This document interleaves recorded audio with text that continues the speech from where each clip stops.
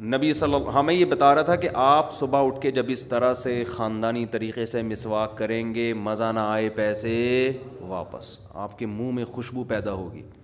دیکھو tooth paste کی خوشبو نہیں ہوتی, ٹوتھ پیسٹ آپ کے منہ کی بدبو کو دور تو کر دیتا ہے, لیکن اس میں خوشبو نہیں ہوتی. مسواک والے جو ہوتے ہیں نا, ان کے قریب جاؤ, ایک الگ سے آپ کو اچھی اسمیل آئے گی, اس میں ایک الگ سے معدے تک کو فائدہ پہنچاتی ہے نیم کی مسواک, پیٹ کو فائدہ پہنچاتی ہے. تو میں یہ عرض کر رہا تھا کہ یہ بھی ایک صفائی کی قسم ہے, اسلام نے اس کو بھی فوکس کیا. لباس کی طہارت, جسم کی طہارت. لباس کی طہارت میں بھی وہ والی طہارت, دیکھو دنیا کس طہارت کی قائل ہے لباس میں. آپ نے دیکھا ہوگا غیر مسلم لوگ پیشاب کے بعد استنجا نہیں کرتے, وہ قطرے شلوار پہ ٹپکتے رہیں, پینٹ پہ ٹپکتے رہیں, انڈر ویئر پہ آتے رہیں, ان کے ہاں اس کا کوئی اہتمام نہیں ہے, ان کی عبادت ہو جاتی ہے. لیکن اسلام نے اس صفائی کا بھی بہت زیادہ حکم دیا. یہ بھی اسلام کی ایک امتیازی حیثیت ہے کہ اسلام نے کہا نا آپ جب پیشاب کریں گے تو جب تک قطرے نکلنا بند نہیں ہو جاتے اس وقت تک آپ کو اٹھنے کی اجازت نہیں. کوئی معذور ہے تو اس کے حکام الگ ہیں, وہمی بھی ہوتے ہیں, وہ پھر وہ قطروں میں ہی لگے رہتے ہیں سارے دن بیٹھ کے نا, تو یہ بتاتے ہوئے بہت ڈر لگتا ہے. لیکن جنرلی جو اصول ہے بھائی ایسا نہیں ہے, یہ قطرے جسم سے نکلیں گے, آپ کا وضو بھی ٹوٹے گا اور آپ کے کپڑا بھی کیا ہو جائے گا, ناپاک ہو جائے گا. ایک خاص کوانٹٹی سے بڑھ گئے تو نماز بھی نہیں ہوگی. تو اسی وجہ سے مسلمان جو نمازی ہوتے ہیں ایسا نہیں کرتے کہ کہیں بھی پیشاب کیا اور نکل لیے بس.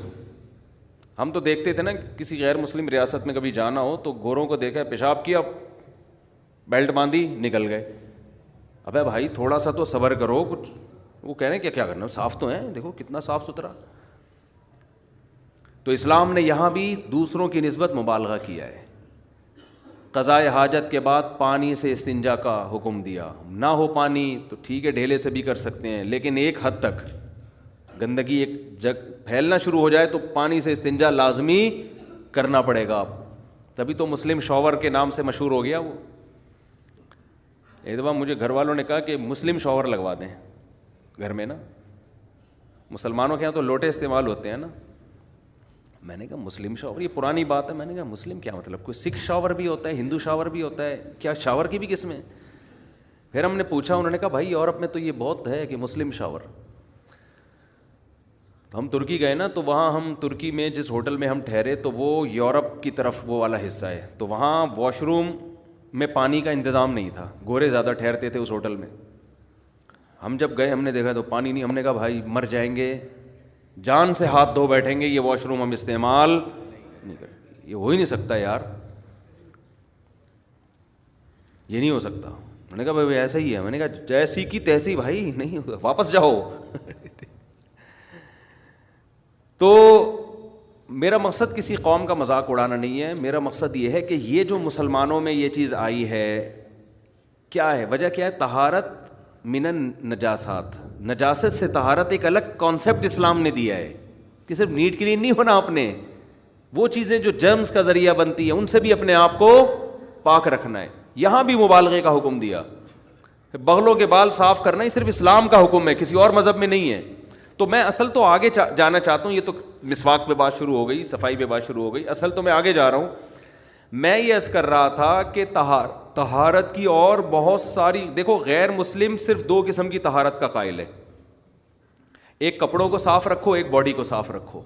اس میں بھی اتنا صاف جتنا اسلام نے حکم دیا وہ اس کے قائل نہیں ہے.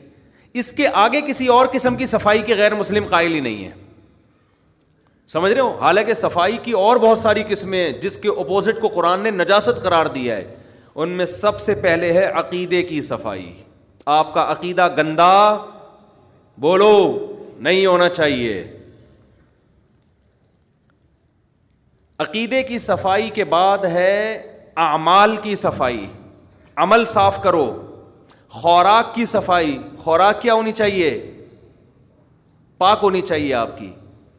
پھر خوراک کی صفائی میں, پھر عمل کی صفائی میں دل کے اعمال کو بھی صاف رکھنا ہے اور جسم سے نکلنے والے اعمال کو بھی صاف رکھنا ہے. یہ والی قسم دنیا میں کسی مذہب نے اس قسم کو چھیڑا ہے ہی نہیں. وہ کہتے ہیں آپ کا جو مرضی آپ کانسیپٹ رکھو, عقیدہ رکھو, آپ کا ہیڈیک ہے.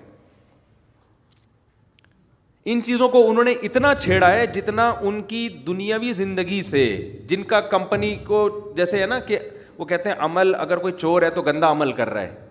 وجہ اس کی کہ چوری کرنے سے آپ کی کمپنی کو نقصان ہوگا, آپ کے کنٹری کو نقصان ہوگا. تو جتنا ان کی ذاتی مفاد پہ جہاں زر پڑ رہی تھی تو وہاں تک تو انہوں نے کہا کہ عمل کو صاف رکھو. جہاں ذاتی مفاد پہ زد نہیں پڑتی کسی کے تو جیسے مرضی ہو جاؤ آپ, یہ آپ کا ہیڈیک ہے.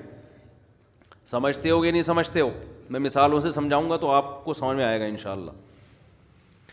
پھر بھی سمجھ میں نہیں آیا تو پھر کہیں اور بیان سنے جا کے. پھر جس کی بات سمجھ میں آ رہی ہے اس کا سنیں نا. عقیدے کی صفائی کیا ہے؟ میں مثال سے سمجھاؤں گا پھر بتاؤں گا تو بات سمجھ میں آئے گی. آپ کے ایک ابو ہیں, قطب الدین ان کا نام ہے. میں ستار وسیم کی جان چھوڑ کے اب قطب الدین پہ آ گیا ہوں, جو نام ہوتا ہی نہیں نا عام طور پہ. قطب الدین ان کا, کیونکہ ہمارے بھی اپنے کچھ ریلیٹو ستار بھائی نکلے ہیں. ابا آپ کے, ان کا نام کیا ہے؟ سبکتگین. اور مشکل کر دو نا تاکہ کسی کا ہو ہی نہیں. سبکتگین صاحب ہیں.